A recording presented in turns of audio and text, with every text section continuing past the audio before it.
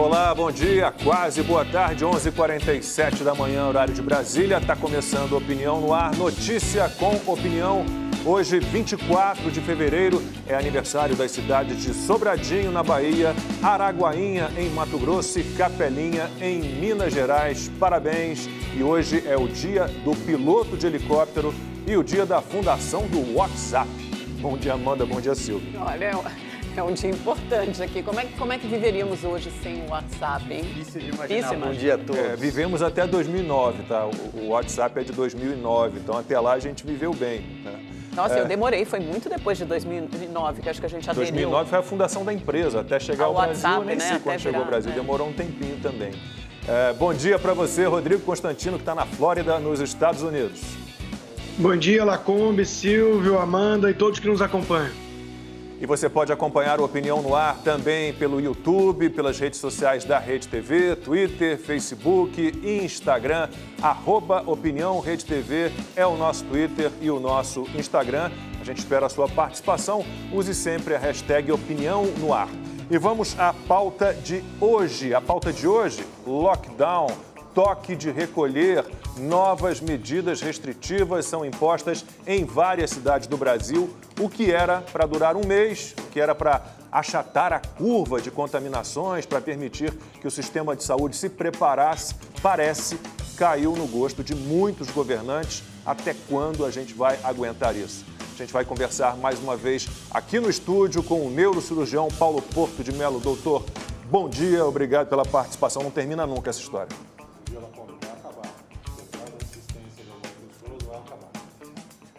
E olha, e vamos falar também de vacina, tá? O imunizante da Pfizer recebeu da Anvisa o registro definitivo e já pode ser usado no Brasil. A gente vai conversar daqui a pouquinho com o presidente da Agência Nacional de Vigilância Sanitária, Antônio Barra Torres. E vamos agora à redação do Rede TV News. O governo de São Paulo deve anunciar logo mais novas medidas de restrição no estado por conta da Covid. Quem tem as informações é a repórter Joyce Mafezoli. Bom dia, Joyce. Oi, Lacombe. Bom dia a você, a todos do Opinião no Ar. A expectativa é que o foco dessas novas restrições seja a circulação de pessoas no período noturno, após as 10 da noite. Os detalhes vão ser anunciados pelo governador João Dória daqui a pouquinho, às 15 para 1 da tarde. O Centro de Contingência da Covid-19 mostrou preocupação com a ocupação dos leitos de UTI em todo o estado, que registra o maior número desde o início da pandemia. Integrantes do governo paulista acreditam que essas novas medidas vão evitar aglomeração em bares, restaurantes e eventos clandestinos. E Lacombe, o prefeito do Rio de Janeiro, Eduardo Paes, anunciou que vai retomar a vacinação de idosos na cidade a partir de amanhã. A campanha estava suspensa há uma semana por falta de vacinas. O estado do Rio vai receber mais de 300 mil doses do Ministério da Saúde. E uma última informação. O presidente Jair Bolsonaro sobrevoou, agora há pouco, as áreas atingidas pelas enchentes no estado do Acre. O governo federal anunciou que vai destinar 450 milhões de reais no socorro às vítimas. É isso. Mais informações no nosso portal, redetv.com.br e no Rede TV News às 7h30 da noite. Um bom dia a todos. Já imaginou ter a chance de ganhar 4 milhões de reais em prêmios? Esse é o valor que a Rede TV já distribuiu em prêmios com o Rede TV Plus. E a novidade é que as chances de ganhar continuam. É o novo Festival de Prêmios Sorte Agora do Rede TV Plus. Se você, por algum motivo, parou de assinar, tá na hora de voltar, porque os prêmios do Sorte Agora estão incríveis. Quer saber dos prêmios? Então, olha aí. Olá, Lacombe! E aí, gente, tudo bem? Opinião no Ar. Você que tá curtindo, presta atenção. Ó, Scatena, eu tava querendo presentear uma pessoa muito querida, tá?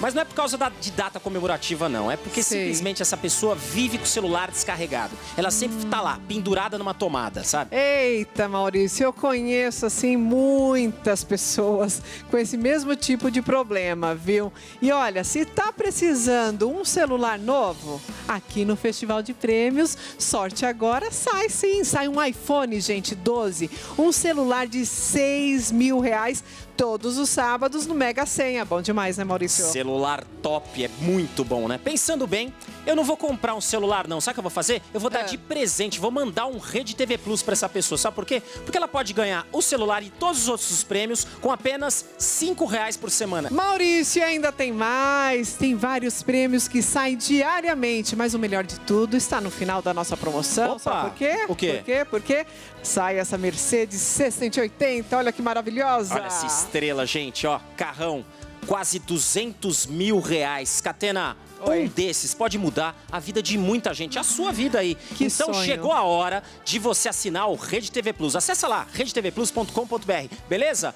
Gente, obrigado. Beijos. Até tchau, mais, tchau. Lacombe. 11h57, horário de Brasília, Opinião no Ar de volta para falar mais uma vez de medidas restritivas, teoricamente de combate ao coronavírus, né? A gente viu imagens, a gente tem visto imagens esses dias de Salvador, lá o prefeito de Salvador, Bruno Reis, mandou colocar tapume nas praias, né? Chapecó, por exemplo, tomou uma outra medida que eu não consigo entender, reduziu a frota, né, de ônibus na cidade, transporte público, e a gente está na expectativa de que o governo de São Paulo anuncie mais medidas restritivas. Daqui a pouquinho, 12h45, a gente conversa de novo aqui no estúdio com o neurocirurgião Paulo Porto de Mello, né, que acompanha essa história desde o início. Doutor Paulo, eu fico aqui já com a paciência no limite, né? A gente se torna repetitivo. A gente está há quase um ano nessa história. E eu sempre falo isso, vou falar de novo. Nos venderam essa história de lockdown, de confinamento, lá no início, em março, né, quase um ano mesmo, né, como uma forma de impedir que as pessoas todas, ou grande número de pessoas, se infectasse ao mesmo tempo, para dar tempo ali para o sistema de saúde se equipar, criarem mais leitos de UTI, e isso virou uma solução que não é solução sem fim, né? A gente está aplicando isso há um ano, pelo jeito não está funcionando e insistem nisso. Qual é a lógica que há nisso tudo, se é que há alguma? Lacombe, aproveitando que você veio do mundo esportivo lá atrás, eu acho que é a mesma coisa que você trocar um técnico porque o time está perdendo. É para fazer um efeito midiático, porque já está comprovado que medidas restritivas não funcionam. Então veja, nós temos um estudo canadense muito famoso, mostrando que o efeito de um lockdown ele pode ser até 10 vezes mais severo, em termos não de dinheiro apenas, mas de vidas humanas do que a própria doença. Nós temos o estudo de Nova York, mostrando que 84% das pessoas contraíram coronavírus dentro de casa, sem sair de casa. Nós temos várias e várias pessoas, cada um de vocês deve conhecer alguém que fala, nossa, mas eu estou isolado, não saio e peguei. Meus tios. Então veja, isso na verdade é mais efeito para jogar para a mídia, para a galera, do que baseado em algo científico, não é? Eu não vejo embasamento nenhum para isso, não é? Por exemplo, há a expectativa que o governo de São Paulo declare que das 22 às 5 vai haver um toque de recolher na cidade. Por que toque de recolher? Por que se restringir o direito de uma pessoa ir e vir? Eu corro o risco de, ao sair de casa para ir numa padaria, por exemplo, contrair a doença de mim mesmo dentro do meu carro? Eu acho que isso não faz muito sentido. O que deveria ser, sim, coibido são aglomerações. Torcidas juntas nos times de futebol, casamentos com 300 pessoas na festa, como nós tivemos algumas fotos aí bastante emblemáticas com personagens bastante conhecidos. Baladas clandestinas, isso sim a gente deve evitar, aglomerações. Agora, sair de um ponto onde você evita aglomerações para um ponto onde você restringe a circulação, isso é algo totalmente absurdo e sem embasamento científico.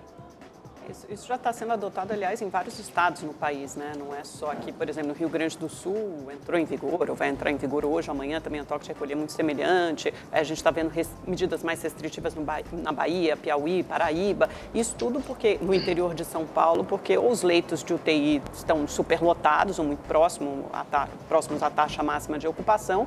E talvez esses governantes sintam que precisam lançar a mão de alguma medida mais restritiva. Agora, eu queria repercutir com o senhor, na verdade, hoje, doutor Paulo, uma reportagem interessante que saiu hoje na Folha de São Paulo, que mostra o seguinte, né, ao contrário do que mostram esses estudos que o senhor trouxe, né, que o senhor lembrou de que lockdown não funciona. Por exemplo, em Israel, a gente sabe, 2/3 da população já está imunizado, já tomou a vacina. Os casos novos de Covid caíram 52% do início de janeiro até agora, né, quase março.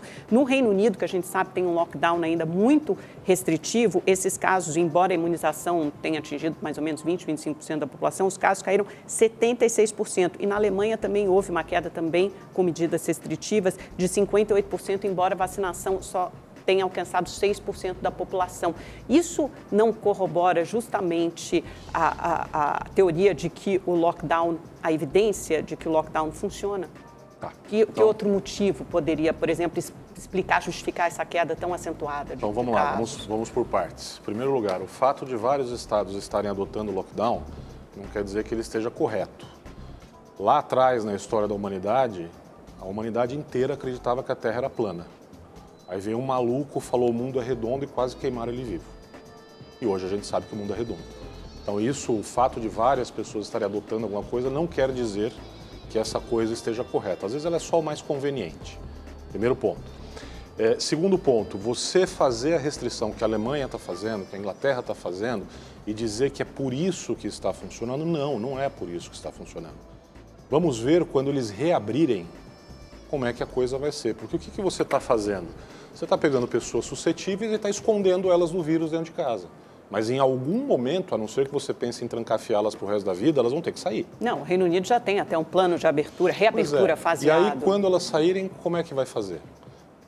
Elas vão estar suscetíveis do mesmo jeito, mas então elas a não ser que vacinadas. Então elas estão mais suscetíveis se elas estiverem na reabertura do que no lockdown. Sim, claro. Dizendo? É igual você pegar uma população indígena. Qual é o maior medo que se tem de um homem branco entrar numa tribo indígena que nunca conviveu com a humanidade? Que o índio morra de gripe. Por quê? Porque ele nunca foi exposto, ele não tem anticorpo para aquilo. Certo? Essa é uma das hipóteses que se levanta porque a Índia tem uma imunidade um pouco melhor ao Covid do que o resto do mundo. Porque a Índia tem condições sanitárias precárias e o indiano, em geral, é exposto a uma série de antígenos muito maior do que qualquer outro da humanidade. Não, tudo bem, mas o que estaria por trás, então, dessa queda acentuada dos casos, sendo que o único fator, a diferença principal é o lockdown vou te em explicar, alguns países então, de novo, outros já expliquei, mas eu vou explicar de novo. Olha só, se eu pegar aqui agora, a gente fizer um tiroteio aqui, e eu pegar vocês três e esconder, qual a chance de vocês serem atingidos por um tiro? 0. Vocês vão estar escondidos. Agora, a partir do momento que vocês saírem pela porta e vierem para o meio do tiroteio, vocês têm risco de novo. Então é muito simples. Não, olha, está tendo um tiroteio aqui na redação, eu vou evitar que as pessoas sejam atingidas por tiro, esconde todo mundo. Mas e a hora que essas pessoas voltarem para o meio do tiroteio? Doutor Paulo, vamos retomar essa história, essa conversa sobre lockdown, medidas restritivas daqui a pouquinho, que a gente já está já com a imagem, com contato feito com o presidente da Anvisa, Antônio Barra Torres, que mais uma vez, gentilmente, nos permite aí ter essa conversa. Presidente, eu vou passar a palavra ao Silvio Navarro, porque a gente sempre cumpre aqui uma fila de perguntas, e era a vez do Silvio fazer a pergunta, então eu passo a palavra para o Silvio Navarro fazer a primeira pergunta ao senhor. Agradeço muitíssimo mais uma vez a participação e boa tarde. Vamos lá, Silvio. Presidente, bom dia. Bom, ontem o Congresso Nacional, a Câmara dos Deputados, na verdade, aprovou a MP 1026. É uma MP que trata sobre a compra de vacinas. Em tese, entendo que ela facilita a compra de vacinas, mas com uma diferença em relação àquela emenda anterior, né?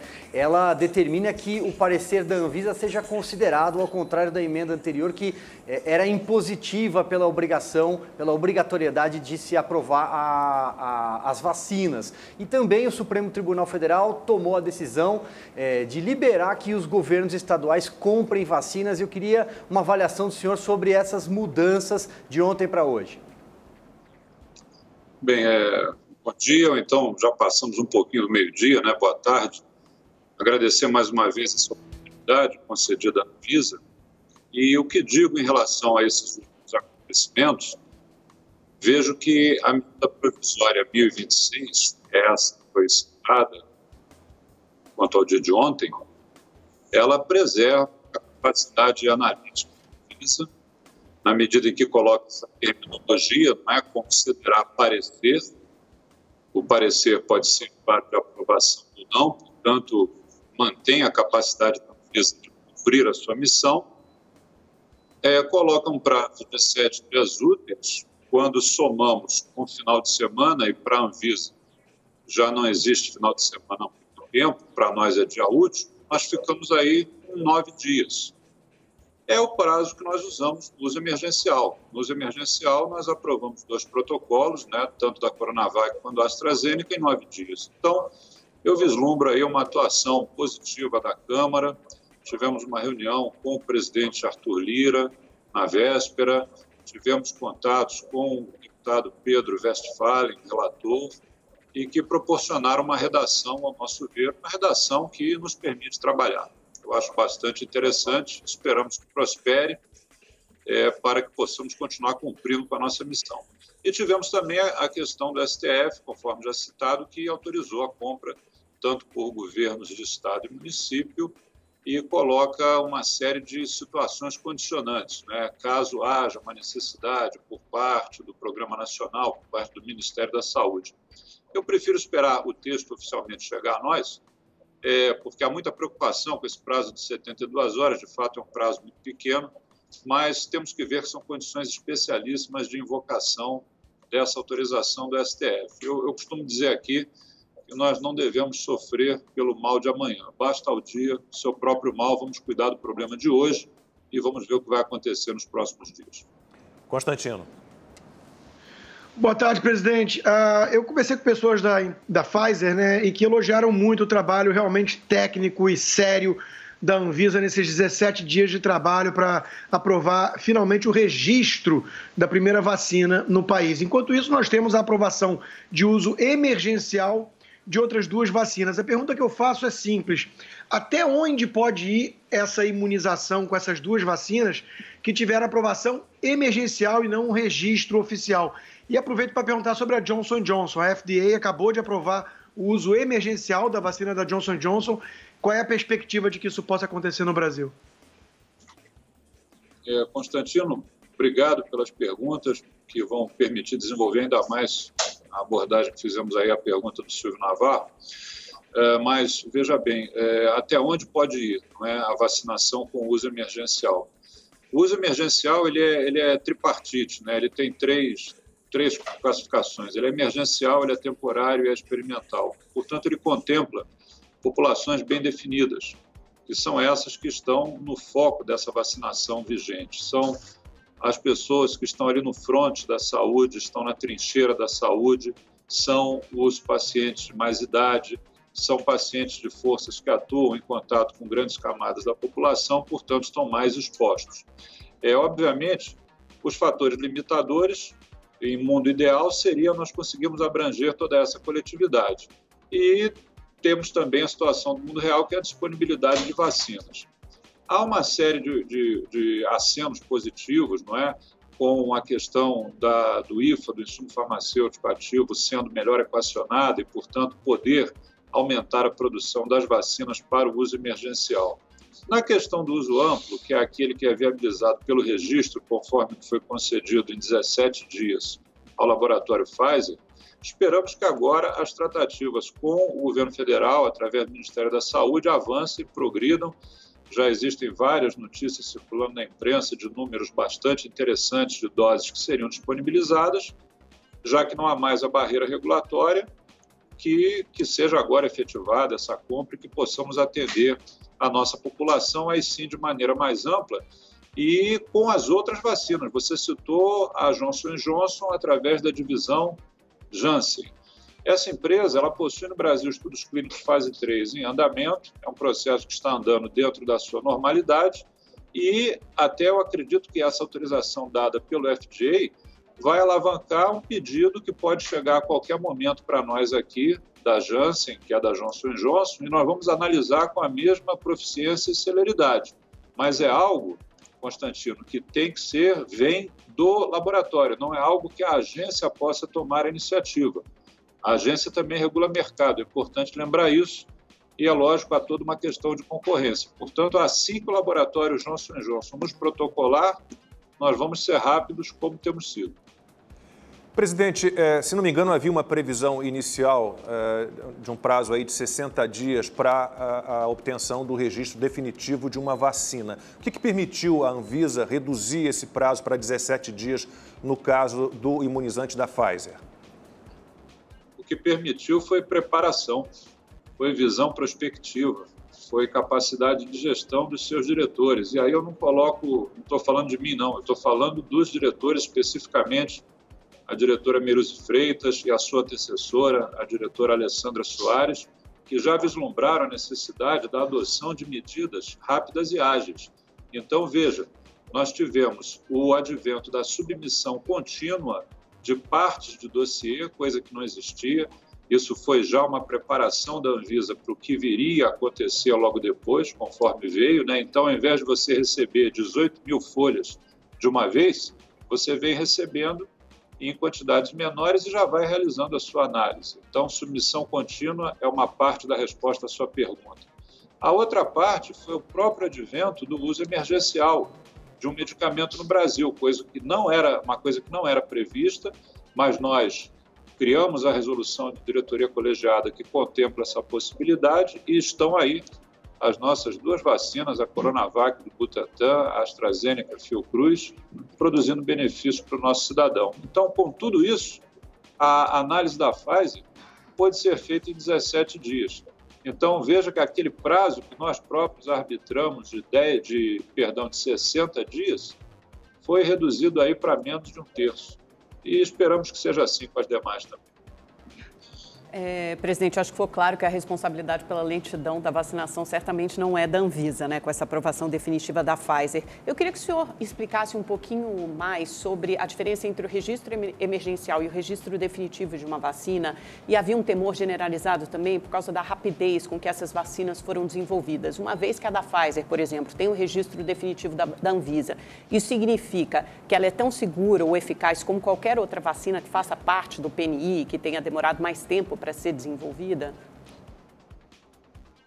Realmente é uma colocação muito interessante e vamos estabelecer aqui as diferenças, né? Então, vamos reservar a palavra registro apenas para o uso amplo. Então, hoje no Brasil, quem tem registro? Somente a Pfizer. E a Pfizer ainda não foi, pelo menos não temos notícia de que a aquisição tenha sido concretizada. Isto é o registro. É o uso amplo.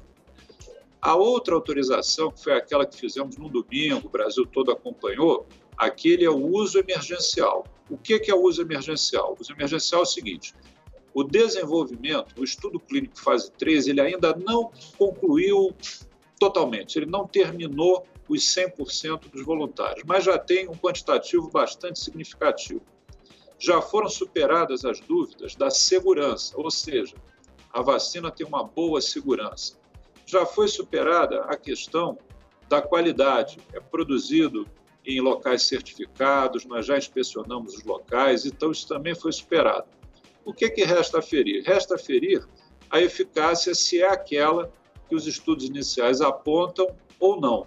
E aí, diante de uma população submetida a um grande risco, por exemplo, um profissional de saúde, um auxiliar de enfermagem, uma enfermeira, um médico, um fisioterapeuta que trabalhe dentro de uma UTI, por exemplo, com pacientes de Covid. Olha, se já temos segurança, se já temos qualidade, vamos oferecer essa vacina a esse profissional para que ele possa ter a chance de ser também imunizado. Então, isso é o uso emergencial. Ele não é para uma população ampla, por isso mesmo ele é temporário, ele contempla classes específicas de uma mesma população. Hoje, no Brasil, é o que está acontecendo com o uso da Coronavac e da AstraZeneca. Esperamos que em breve, a Pfizer, que já foi aprovada, e a AstraZeneca, que está em análise, deverá também, esperamos, chegar à aprovação, serão disponibilizadas para o uso amplo da população. Só para concluir, eu vejo muitas comparações em termos percentuais, citando que determinado país vacinou 80% da sua população e outro vacinou 10%. A comparação percentual é interessante, mas em números absolutos nos mostra outras realidades. Países menores, de população menor, com certeza têm uma vacinação percentual mais significativa e, às vezes, em números absolutos, menor que a do Brasil. Não é fácil, nós temos 215 milhões de habitantes, o país é gigante, então é uma missão difícil. Agora, o Programa Nacional de Imunização brasileiro, ele é um líder no mundo, é uma referência no mundo.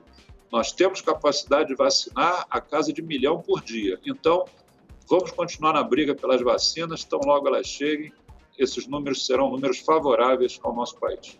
A gente vai aprofundar depois esse assunto, porque a Amanda trouxe também essa questão ontem, dizendo que o Brasil está com a vacinação muito lenta e nós somos o 7º país do mundo, em números absolutos, em número total de doses, né, o primeiro país na América Latina com mais vacinação. Silvio. Presidente, eu queria saber como é que o senhor vê a possibilidade do setor privado atuar na compra de vacinas, evidentemente, se os laboratórios quiserem vender. Eu tenho tentado me manter dentro da área de atuação regulatória, porque existe muita confusão, muito conflito de informações e, às vezes, pessoas falando de atribuições que não têm. A atribuição da Anvisa é uma atribuição regulatória, o nosso trabalho é analisar esses produtos e colocar o nosso atesto de qualidade tanto para o governo federal, que vai incluir nos seus programas, mas para o cidadão, né? O cidadão que está nos assistindo, está vendo o nosso trabalho. A questão da compra, propriamente dita, não é uma questão da Anvisa, mas eu não vou fugir da sua pergunta, não. O que entendo, até como médico, em termos absolutos, é claro, são cidadãos brasileiros que poderão ser contemplados por vacinas vindas, nesse caso que você citou, de uma iniciativa privada. Certamente serão pessoas que não precisarão ser vacinadas pelos esforços do Sistema Único de Saúde. Por essa ótica, é interessante. Mas há também uma outra opinião, a opinião de que pode haver uma concorrência com o próprio Ministério na aquisição dessas vacinas. De fato, isso pode acontecer. Eu entendo que os dois aspectos existem, mas eu prefiro, como presidente da agência, me manter aqui na minha área de atuação para não somar confusão até com uma opinião não abalizada por uma questão que não diz respeito à agência reguladora. Nós temos sim que dizer se a vacina é boa. A questão de quem vai comprar, nós temos aí o nosso Congresso Nacional para definir sobre isso. Constantino. Pois queria lembrar aqui que o premier, por exemplo, do Canadá está sendo muito criticado pelo atraso da vacinação no país. Existe muita narrativa em relação a isso para politizar a questão. Presidente, eu sei que também pode não ser exatamente as atribuições aí da Anvisa, mas em relação ao contrato, por exemplo, para compra, o governo alegou que a Pfizer, o laboratório americano, estava exigindo condições leoninas, draconianas e tudo mais. Nós temos algum tipo de informação ou de transparência que envolva o contrato, por exemplo, da Coronavac com o governo de São Paulo? Para quem seria transferida a responsabilidade no caso de algum eventual problema, efeito colateral indesejado? Bom, são duas questões distintas, né? A questão contratual, por exemplo, nós aqui da Anvisa não temos acesso a nenhum contrato de compra pelo fato de que não efetuamos nenhuma compra. Então, nenhuma autoridade da Anvisa é ordenador de despesa para aquisição de nenhum insumo do Sistema Único de Saúde. Então, não temos informações de contrato, certamente quem as tem são os ordenadores de despesas, né, que efetuaram essa compra e, é claro, os fornecedores. As responsabilizações de eventuais efeitos adversos ou efeitos graves são responsabilizações, quando é efetuado o registro, essas responsabilizações são do próprio produtor, do próprio fabricante, né? Então, nos registros de medicamentos de maneira geral. Existem essas questões que estão sendo apontadas pela imprensa, nós temos tido acesso pela imprensa, reitero, não é uma atribuição da agência, analisar os eventuais cláusulas de contratos de compra, como, por exemplo, você citou da Pfizer, né, que haveria essa questão. Reitero, é um assunto que não nos aprofundamos porque ele não nos diz respeito. Mas, por exemplo, também pela imprensa temos notícia de que possivelmente determinada medida provisória ainda a ser votada contemplará as atribuições de responsabilidades legais nesse caso concreto, que certamente vai abrir para demais casos semelhantes. Então, eu acho que temos que aguardar o que virá do nosso Congresso Nacional nesse sentido, porque é preciso resguardar o ordenador. O ordenador de despesa é um cidadão como qualquer um de nós, investido de um poder público, de efetuar uma compra com o dinheiro do contribuinte em seu favor, em favor do contribuinte. Então, é uma responsabilidade muito grande, ele precisa ter um arcabouço jurídico que o proteja. Eu digo isso porque eu fui ordenador de despesas durante um bom tempo na Marinha, em diversos cargos de comando que exerci, e também tenho para situações muito pequenas aqui de insumos internos da nossa agência também. Então, é necessário ter um arcabouço jurídico, mas a própria imprensa dá conta que isso está em andamento no Congresso Nacional.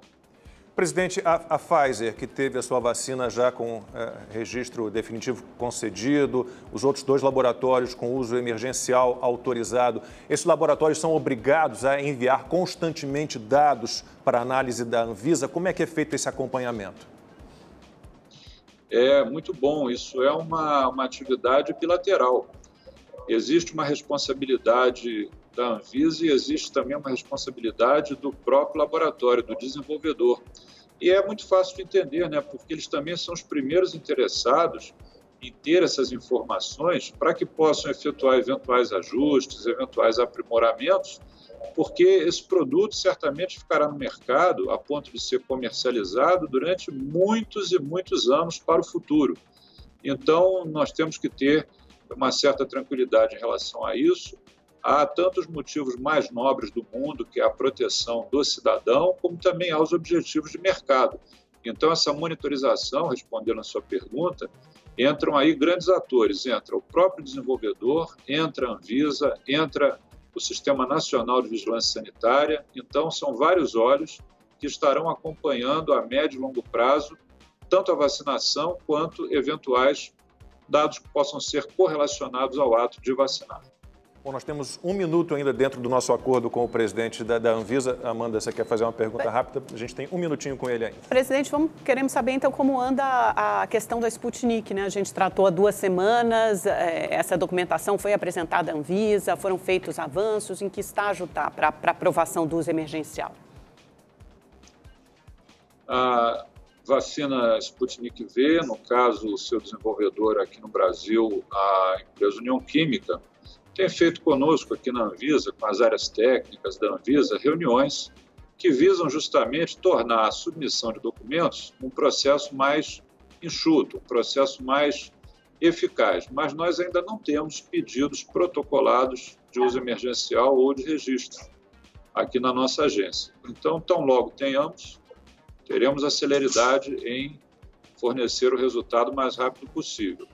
Você pode até ter aí a curiosidade, né? Mas já há notícias de aquisições. As notícias de aquisições, e as aquisições efetivamente, elas precisam ocorrer até porque tem sido apontada toda essa corrida pelas vacinas no mundo todo. Mas, é claro, haverão cláusulas, o gestor que vai efetuar, né, a construção, os gestores que vão efetuar a construção desses contratos, certamente contemplarão a necessidade da aprovação pelo órgão regulador que seja, da lei que seja vigente naquele país. Bom, agradecemos muitíssimo ao diretor-presidente da Anvisa, Antônio Barra Torres, mais uma vez aqui atenciosamente nos atendendo. Muitíssimo obrigado ao senhor, até uma próxima, boa tarde.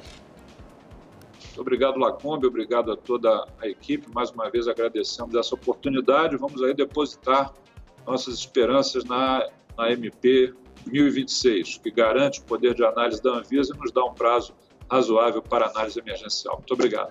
Nós que agradecemos. Muitíssimo obrigado. Bom, vamos lá. A questão da lentidão da vacinação no Brasil. Não sei se a gente pode colocar aqui o gráfico na tela. A gente tem o Brasil em 7º lugar, em números absolutos, né? Então, nós estamos lentos em relação aos 6 que estão à nossa frente, né? Então, estamos com uma vacinação lenta em relação aos Estados Unidos, China, União Europeia, que entra como bloco, não como países separados, Reino Unido, Índia e Israel. E estamos bem em relação a 200 países que estão mais lentos do que nós. E você procura aí um país em desenvolvimento, você vai achar ali a Índia, né? Os outros todos são países desenvolvidos. Então, é como disse o Rodrigo, desculpa, Amanda, mas há uma narrativa de que a nossa vacinação é lenta. Ela não é lenta, absolutamente não é lenta. Basta olhar os números. Acho que não dá para a gente rebater números. A gente rebate números com números. Se a gente olhar os números absolutos, de fato, o Brasil Ontem estávamos parece em bem 16º, colocado. entre os 20 primeiros, em 19º. A gente tem esse gráfico também, a gente está em 19º. Então, nós estamos lentos em relação a 18 países. E estamos bem em relação a quase 200 países. Em números proporcionais, estamos a gente ali, aparece... 3,43%. A gente aparece bem atrás, mas principalmente acho que a gente está lento em comparação... À frente da China, aliás. Não, acho que a gente está lento em comparação à nossa própria capacidade, né? Como o próprio presidente da Anvisa falou, a gente tem capacidade para imunizar pelo menos 1 milhão de pessoas por dia, com nosso Plano Nacional de Imunização, capilaridade no Brasil inteiro. A gente tem o maior sistema de vacinação pública do mundo, extremamente robusto. Quer dizer, se a gente está vacinando menos de 200 mil pessoas por dia, com a vacinação parada em várias capitais, em várias cidades, poderíamos estar vacinando 1 milhão de pessoas por dia, quer dizer, a gente está operando a 1/5 da nossa capacidade. E isso não é por falta de robustez, não é por falta de capacidade. A gente está operando nesse nível, nesse ritmo tão lento, porque a gente não tem vacina, a gente não tem doses. A gente e aí não tem, você não. Pode o mundo explicar... não tem. A gente não compra numa loja de departamento. Os Estados Unidos estão vacinando, um país maior que a gente. Mas olha, você quer comparar agora... 1 milhão de pessoas por dia. Olha a capacidade financeira dos Estados Unidos. Mas é porque eles se planejaram. O Chile, que é nosso vizinho, vacinou 15% da população porque começou a se planejar no ano passado e comprou pelo menos 4 vacinas diferentes. Então, está imunizando, já imunizou 15% da população. Lógico que é um país menor, mas é um país que se planejou. Tudo que eu estou querendo dizer, eu espero que o Brasil consiga acelerar e acredito que ele vai conseguir acelerar a imunização da população. Tudo que eu estou querendo dizer é que o Brasil não se planejou bem. A gente tem a Coronavac, que você pode botar na conta do governo de São Paulo, e você tem a Oxford AstraZeneca, que foi comprada diretamente numa negociação feita pelo Ministério da Saúde, pelo governo Diga, federal. Constantino. Não, em primeiro lugar, o Chile realmente é um estreitozinho ali, né, pequenininho, mas vamos parar esse momento aqui e pegar a Amanda elogiando o governo federal do Trump, né? Porque se os Estados Unidos passou a ser um exemplo de sucesso, isso se deve, então, à gestão do Trump, porque o Biden acabou de assumir. Agora, eu queria chamar a atenção que mesmo os Estados Unidos vacinando 1 milhão de pessoas por dia, a narrativa da imprensa aqui, que é toda ela de esquerda, demonizava o presidente americano, chamava atenção que estava lento em relação aos outros países. Agora, para o Brasil, a gente virou um sucesso aqui dos Estados Unidos. E mesmo assim, eu quero chamar a atenção que o Dr. Fauci, né, o sabe tudo aí, né, do CDC, ele veio a público esses dias dizendo que talvez até 2021, 2022, a gente tem que ficar com máscara, com isolamento. Então, veja que essa vacinação toda vendida como panaceia, como cura para a volta à normalidade, não está adiantando muito não, né? Acho que tem alguma coisa muito estranha acontecendo com o mundo. Deixa eu colocar o Dr. Paulo Porto aqui na conversa e vou contar um bastidor aqui. A gente recebeu há pouco tempo, não me lembro quanto foi exatamente, o ministro das Comunicações, Fábio Faria, e a gente depois foi almoçar com o Fábio Weingarten, né, que é secretário executivo do Ministério das Comunicações, e eles falaram das negociações que havia, doutor. Havia realmente laboratórios com preço altíssimo, querendo vender um produto que ainda não havia, porque ele não existia, o produto não existia, e com condições estranhas, como a Pfizer exigiu. Quer ser eximida de culpa, se tiver processo contra ela, tem que ser em tribunais nos Estados Unidos. Então, é uma situação delicada, uma situação de um país como o Brasil, que gastou 150 bilhões, por exemplo, num fundo emergencial. Eu acho que aí tem algumas considerações a serem feitas, né? Primeiro, Amanda, acho que a sua análise ela é muito feliz em colocar que o sistema de vacinação brasileiro é um dos maiores do mundo, se não o maior, e está pronto a vacinar 1 milhão de pessoas. E não vacina mais por uma questão que não é responsabilidade do Brasil. Não é somente o Brasil que não tem vacinas. O primeiro-ministro canadense está sendo crucificado porque o vizinho dele, Estados Unidos, vacina 1 milhão de pessoas por dia e ele está bem abaixo do Brasil, mesmo tendo muito mais dinheiro. Por quê? Por falta de planejamento. Isso sim é falta de planejamento. Então, no que tange a capacidade administrativa do Brasil se planejar para fazer a vacinação, executar a vacinação, fizemos a lição de casa. Agora, dependemos de matéria-prima do IFA para ser produzida a vacina aqui dentro do Brasil que vem sendo atrasado de forma repetida e mesmo apesar do atraso da China enviar o IFA, nós vacinamos mais do que a própria China. Isso é algo que chama bastante atenção.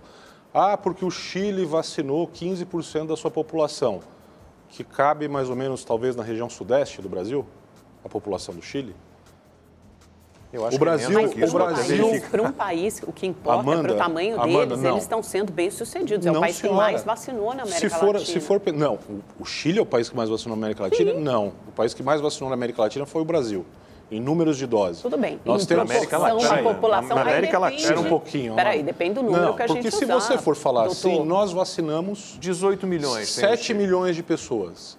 Dá mais do que a Escócia inteira. Mas por que nós vacinamos 18? Porque foi o que teve disponível 7 milhões de pessoas. Gente. Exatamente, mas porque nós já temos um plano montado, né? O SUS, que tem sido tão demonizado ao longo dos anos, mas foi o que nos salvou nessa pandemia, e porque nós temos um plano, um Sistema Nacional de Imunização extremamente robusto, pronto para operar. Só falta vacina. A Pfizer, por exemplo, recebeu o registro definitivo, é o cúmulo do absurdo, só que a gente não tem a vacina porque nunca fechamos o contrato. Deixa e porque não fechamos o contrato, outros 69 países compraram vacinas da Pfizer. Refletir. A gente não fechou porque tem uma cláusula que diz que o governo tem que se responsabilizar. Não. Eu vou dar 2 dados. Definitivo. Ninguém vai virar jacaré. Ah, não? Então por que a vacina? Ninguém virou. Então por que a vacina da Pfizer foi suspensa no norte europeu? Porque em uma semana ela matou 30 idosos. Isso não sou eu quem diz. Doutor, ele acabou de receber o registro definitivo ontem da Anvisa. Por quê? Porque foi avaliado conforme a peculiaridade da nossa população. A vacina da Pfizer, só para te dar um dado fresquinho, que saiu ontem um estudo escocês, a Escócia vacinou 100% da sua população, 5,4 milhões de pessoas, com vacinas Oxford e Pfizer. A eficiência da vacina Pfizer em evitar que a pessoa vá para o hospital, caso contaminada, foi de 85%. Excelente, né? Eu acho ótimo. Eu também acho. A de Oxford foi de 94%. Maravilhoso. E nós temos Oxford disponível. Que tenhamos todas elas, que tenhamos um cardápio, um leque imenso de vacinas. Não precisamos de todas das aprovadas. Elas. Precisamos de vacinas que sejam eficientes, as mais eficientes possíveis, com o menor risco para a população. Não adianta eu bater no peito e falar, eu vacinei 30% da minha população. E a vacina começar a dar um monte de efeito colateral e matar um monte de gente. Mas qual vacina deu um monte de efeito colateral? A da Pfizer não é segura, doutor? Isso que eu estou perguntando, porque ontem recebeu o selo definitivo da Anvisa. Recebeu a médio e longo prazo, vamos ter que esperar no mínimo 3 anos. Se você entra, olha, tem um site... Qual a opção, então? Tem um site que qualquer um pode entrar, chama Clinical Trials. Entre no site Clinical Trials e você vai ver o registro de todos os estudos de todas as vacinas que estão aqui no Brasil ou no mundo inteiro. Por exemplo, as vacinas que estão sendo consideradas agora, da Johnson, que até o almirante Barra Torres falou, ou a Covaxin, que é a vacina indiana que também está sendo analisada, o resultado final dos estudos está previsto para janeiro de 2023. Então, o que nós temos aqui, o trabalho excepcional que a Anvisa fez com a vacina da Pfizer, ela pode trabalhar em cima dos dados que lhes são disponibilizados. São dados até agora. A última publicação da Pfizer é de janeiro de 2021. Então, até agora, ela é uma vacina considerada relativamente segura. A despeito disso, de também ser considerada segura e ter tido liberação em países do norte europeu, a vacinação com a Pfizer foi suspensa lá. Por quê? Porque começou a ter morte. É a mesma coisa que o almirante acabou de falar aqui, olha, esse é um trabalho contínuo. Não sabem se podem colocar na conta da vacina. 29 delas a gente sabe que podem, porque foram relacionadas diretamente. Não sou eu quem diz, é só ler. Agora, não, eu li agora, assim que saiu, já faz algumas semanas. O que o almirante acabou de falar é a mesma coisa. Olha, concedemos o registro definitivo para a Pfizer? Sim, concedemos. Checou, em 17 dias. Trabalho excepcional da Anvisa, feito em tempo recorde. Porém, definitivo não quer dizer imutável. Por quê? Porque ele próprio falou, isso é um trabalho de mão dupla. Nós analisamos os dados e o fabricante nos municia com dados a respeito do desenvolvimento. Registro definitivo concedido, começou a aparecer morte, o registro é cassado. Simples assim. Mas isso não aconteceu, né, doutor? Sim, vamos lá. Aqui ainda, foi concedido ontem.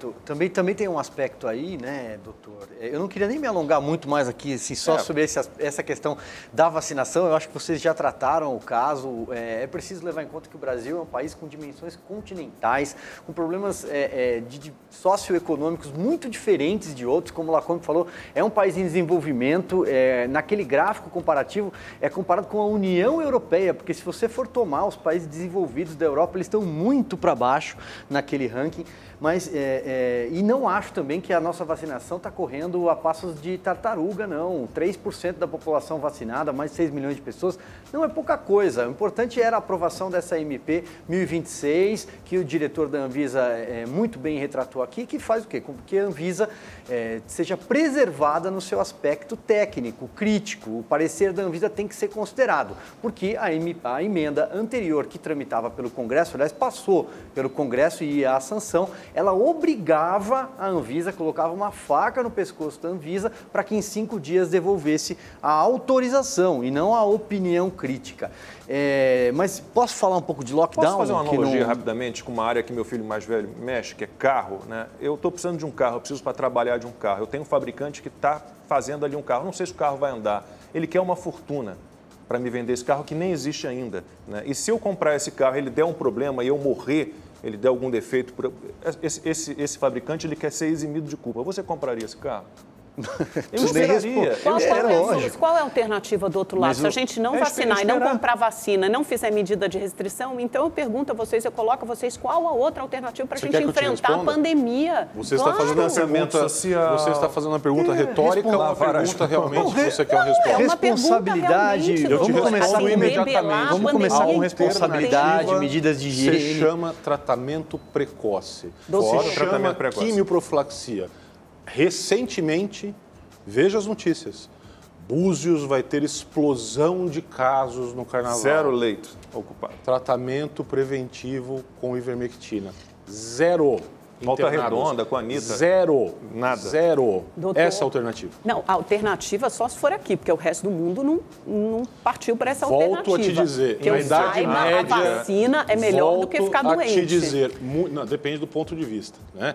Na Idade Média se acreditava que a Terra era plana. Doutor, o senhor recomendaria hoje a um paciente seu que tome a vacina ou não? Alguém do grupo de risco? Do grupo de risco, sim. Você, eu não recomendaria, por exemplo. Você é saudável. Nem chegou a minha vez, mas eu vou tomar mesmo assim que chegar a minha vez. Veja, primeiro que não vai chegar a sua vez enquanto não houver a vacina com autorização de registro definitivo. Isso está muito claro. A vacina com autorização de uso emergencial era para grupos específicos de alto risco. Mas o senhor acabou de contestar, inclusive, que tem registro definitivo. Sim, claro. Afinal de contas, registro definitivo não é imutável. Veja, existe uma frase muito... imutável nessa Pois é, desculpa, eu fui trazer o lockdown.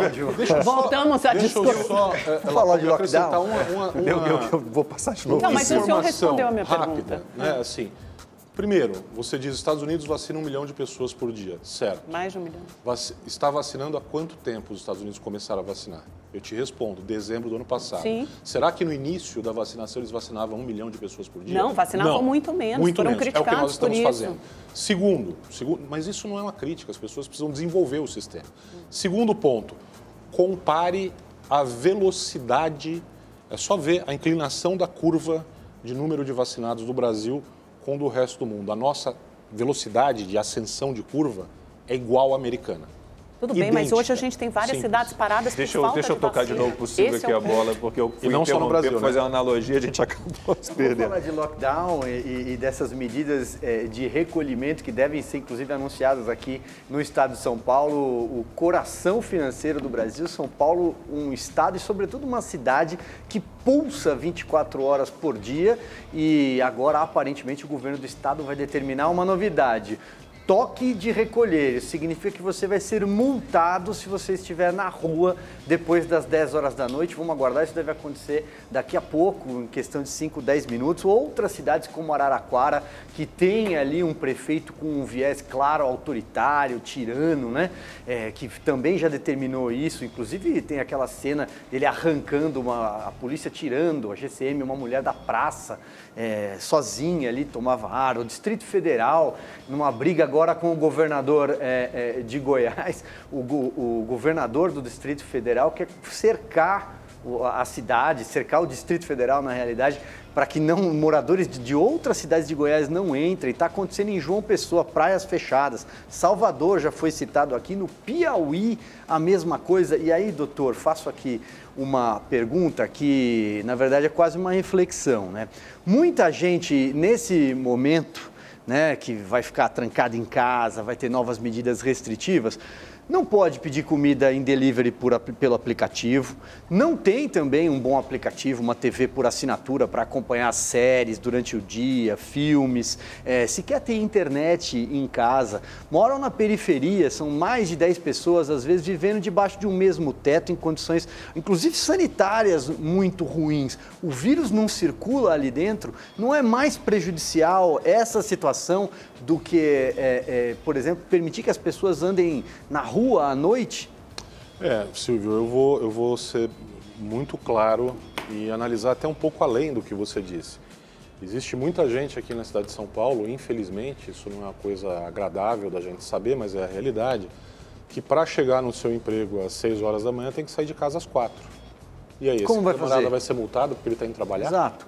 E se trabalhar... Ou ele vai perder o emprego? E o que trabalha até às 10 da noite vai voltar para casa como? Então ele vai ser multado e ainda vai entrar num ônibus ou num trem, no metrô lotado. Exato. A solução, quando você tem uma doença infecto-contagiosa, não é você restringir horário de funcionamento de qualquer serviço. Porque aí você restringe. As pessoas que são obrigadas a usar aquele serviço vão se concentrar naquele horário. Isso o próprio secretário de Saúde reconheceu quando ampliou o horário de funcionamento de algumas coisas em São Paulo. Ele falou, não, realmente, restaurantes, academias provaram que se tiverem um horário mais ampliado, vai reduzir o contágio. Aí agora está se voltando atrás. Quer dizer, então, Silvio, que vamos supor, você descobriu que você precisa sair para comprar um remédio que você não viu que tinha acabado ou que caiu no chão e estragou e você precisa comprar outro. Aí você vai sozinho à farmácia no seu carro. E aí você pode ser multado porque você corre o risco de contaminar a si próprio dentro do seu próprio carro? Qual é a lógica disso? Isso não tem o menor cabimento. Se acabar o leite em pó e você precisar dar comida para o seu filho numa madrugada, como faz? Pois é. Então veja, esse tipo de solução é como eu coloquei o raciocínio no início do programa. Isso é mais para jogar para a plateia do que ter alguma eficiência pautada na ciência, que era o grande mote. Não é? Então, veja, a ciência ela é apartidária. Então, ela tem que ser usada quando é conveniente, mas também quando é inconveniente. E, neste caso, a ciência é muito clara. Isso não produz efeito. No máximo, você está postergando a contaminação de pessoas, você não está gerando imunidade com isso. Bom, daqui a pouco a gente retoma a conversa. Agora eu tenho um recado para você que acompanha o Opinião no Ar. A hora da sua sorte é agora. Se você que é assinante do Rede TV Plus já está participando dos sorteios do Sorte Agora, tem chances reais de ganhar todos os dias. Eu sei que você é esperto e quer ter vantagem, né? Então aponte a câmera do seu celular para esse QR Code premiado aqui na tela que você vai ganhar agora 150 pontos. Mas corre, porque ele fica aqui por apenas 5 minutos. Quanto mais pontos você acumula, mais chances tem de ganhar. É o Festival de Prêmios Sorte Agora. 12h44, vou passar a bola para o Rodrigo Constantino. Constantino, a gente está aqui apreensivo, né? Daqui a pouco tem nosso querido governador João Agripino aparentemente anunciando novas medidas restritivas no estado de São Paulo. E, pelo jeito, vão punir os donos de bares, restaurantes, pessoal que tem negócios que funcionam de madrugada, mesmo que eles cumpram os protocolos, né? E o transporte público continua assim. Uma vez mais, né, Lacombe? Mas antes de eu entrar nessa questão, deixa eu só tentar acalmar um pouquinho a Amanda, que ela parece muito apavorada, né? Eu perguntaria qual é a probabilidade, se ela tem essa noção, né, de qual a probabilidade de alguém como ela, né, da idade dela e tudo, ser internada com Covid ou até mesmo ir a óbito, né, isola. E qual a probabilidade, por outro lado, dela morrer com um raio ou num acidente de carro ou num assalto, né, armado em São Paulo. Então, veja, eu estou aqui, não sei se deu para perceber com a minha voz, eu estou com sintomas de resfriado nesse exato momento, de gripe, com tosse, garganta ruim. Marquei já um teste aqui, mas não estou apavorado não, Amanda. A gente tem que ficar tranquilo, porque quando conhece as probabilidades, a gente sabe que tem riscos muito maiores na vida, né? E que nem por isso a gente deixa de viver. Então, esse é que é meu ponto. Eu faço esse preâmbulo para chegar a essa questão do João Agripino Dória, né? Que parece que ganhou gosto aí pelo autoritarismo, talvez está muito próximo do regime chinês, e o Ocidente como um todo está vendo esse tipo de liderança pipocar, né? a sensação de ter que fazer alguma coisa, mesmo que seja algo não científico, como o lockdown. Nos Estados Unidos nós temos uma figura muito parecida, que é o Andrew Cuomo, o governador de Nova York, não por acaso um dos estados com os piores resultados, e que foi muito elogiado pela mídia, porque a mídia é toda de esquerda, democrata. Agora, veja que curioso, foi denunciado por uma assistente de ter mascarado dados, que ele sabia já das mortes em muito maior proporção em asilos e tudo mais, enquanto que eles mandavam de volta as pessoas para esses locais, né? Nós tivemos uma cena que ganhou as redes sociais esses dias aí de um morador de rua sendo interpelado pela polícia ali para ele ir para casa, né? Ele não tem casa. Veja, eu quero entender quando foi que no Ocidente, onde temos algum apreço pela liberdade e sabemos que viver envolve risco, né? Quando foi que nós transformamos achatar a curva em aceitar o comunismo, né, até que ninguém mais morra de gripe, sendo que nós temos vacina para influenza e mesmo assim milhares de pessoas morrem todos os anos de influenza. Então, tem alguma coisa que deu muito errado com essa pandemia, eu estou tentando entender até hoje o que aconteceu. Doutor Paulo, quer tentar explicar? Olha, Constantino, o que aconteceu é que, infelizmente, narrativas tomaram a frente do cenário, não é? Se trata de um problema de saúde, um problema sanitário, epidemiológico, que deveria ter uma solução técnica. E o que a gente vê são pseudo-lideranças tentando se aproveitar disso e dizer os dados, ou como dizia um professor meu, espanque os números até que eles digam o que você quer que digam. Então, o que a gente vê é isso, não é? Poucas são as lideranças que dizem, olha, isso aí é com o secretário de saúde, isso aí é com o ministro da saúde, isso aí é com o diretor do teu hospital, né? A gente precisa colocar as coisas nos seus devidos lugares. Eu, Paulo, posso ter uma opinião a respeito de um assunto que o STF discuta e posso conversar com você isso numa mesa de bar. O Dr. Paulo não pode dar uma opinião a respeito, técnica a respeito de algo que o STF faz ou deixa de fazer. Da mesma forma, o raciocínio inverso é válido. Como é que uma pessoa que não tem formação na área pode decidir sobre alguma coisa sem um assessoramento adequado, não é? Então, isso é um ponto. E o segundo ponto é uma incoerência, não é? Então, como eu citei mais cedo, você tem primeiro um secretário de saúde que admite que a ampliação dos horários auxilia, o que é uma coisa óbvia, na redução do contágio, pois dilui, ao longo dos horários ampliados, o público que faria uso daquele serviço. Aí, poucos dias depois, esse argumento ele deixa de ser válido e se restringe o direito até de ir e vir. Então, desculpe, qual é a lógica? Qual é o argumento que deve ser seguido? O que se deve esperar? É a lógica chinesa, doutor. Chama-se lógica chinesa. Lamentavelmente. Agora, só para responder ao Constantino, eu não estou apavorada, não, Constantino. É uma questão de consciência. Você sabe que, apesar de jovem, o meu melhor amigo tem 2 anos a mais do que eu, ficou uma semana na UTI, é uma pessoa com excelentes condições físicas, mas ficou uma semana na UTI e precisou de oxigênio. Então, eu acho que é uma questão de consciência, principalmente se tem uma vacina disponível, eu quero contribuir para a pandemia. Eu acredito na vacina, acredito na segurança e na eficácia, conforme os órgãos reguladores, a Anvisa chancelou, deu o registro, seja de uso emergencial, posteriormente definitivo. Então, eu quero contribuir para a imunidade de rebanho. Se eu puder ter uma vacina que seja segura e eficaz, por que não tomá-la?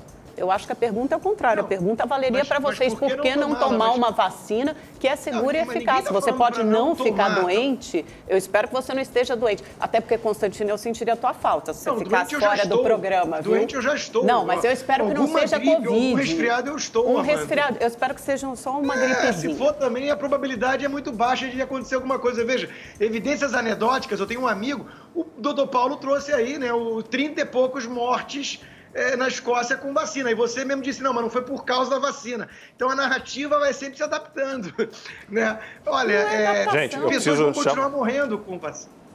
Eu tenho uma frase, eu estou dizendo, não sei nem mais se é minha essa frase, né? Quem só pensa em sobreviver, esquece de viver. Quer tomar vacina, toma. Não quer tomar vacina, não toma. A questão é essa, não pode ser obrigatória. As pessoas também não podem ficar aterrorizadas e esquecer que, como disse Constantino, a gente vive diariamente situações de risco. É isso. De olho no relógio, um resumo rapidinho. O governador João Dória disse que a partir do dia 26, sexta-feira agora, fica proibida a circulação de pessoas entre 11 da noite e 5 da manhã em todo o estado de São Paulo. Isso vai durar até 14 de março. Que bom, hein? Tá aí, tá confirmado, né, Lacombe? Lembrando também que, olha, tem restrições para funcionamento de bares e, principalmente, uma contradição. Lembrando que o governo de São Paulo havia mudado as regras justamente há uma semana, liberando bebidas alcoólicas, que era até às 8, depois até às 10. Olha, cada semana é uma agonia, viu? Doutor Paulo Porto, teremos conversa para outros programas, né? Porque não tem jeito. Parte 2. Parte 10, eu acho. Já. Parte 10. Doutor Paulo, muitíssimo obrigado. O senhor quer passar o seu Instagram e o pessoal segui-lo? Pepe Melo. Pepe Melo. Isso. Muitíssimo obrigado mais uma vez pela participação. Obrigado. Amanda Silva, Constantino, obrigado. Pessoal, a gente volta amanhã, tá? 12h45. Bom, eu só vou poder sair de casa depois das... Não, já é a partir de sexta-feira, depois das 5 da manhã. Mas paciência, gente, né? Quem cumpre os protocolos vai ser punido da mesma forma, do mesmo jeito. A gente volta amanhã. Tchau, tchau.